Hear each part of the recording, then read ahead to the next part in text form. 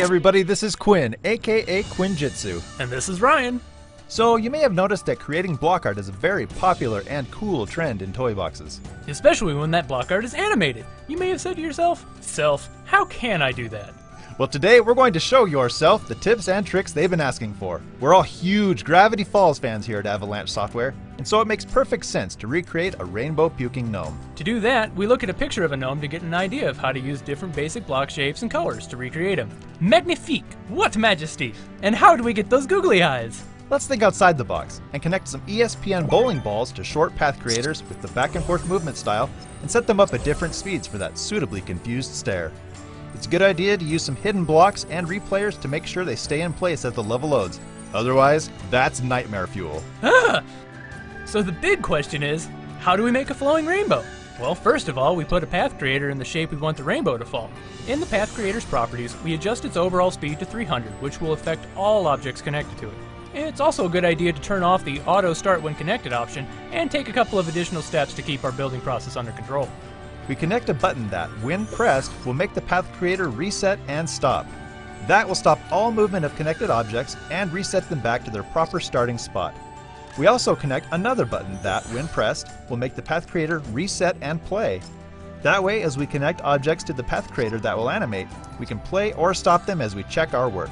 Now we have a whole lot of colored blocks to connect to our path creator. We place each block in the toy box, then make a path connection to the path creator. Note that as it's connected, the block automatically snaps to a position on top the path creator's start point. Then we select the block, go into its toy box path properties, and toggle Orient Along Path to On. We also adjust the horizontal position as needed.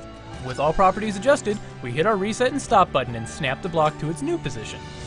When we have our first row of colored blocks all done with all colors side by side in their proper places, we add the next row by doing the same thing all over again. But this time we also adjust the new block's reset point percentage numbers so that they'll be further ahead on the path than the first row.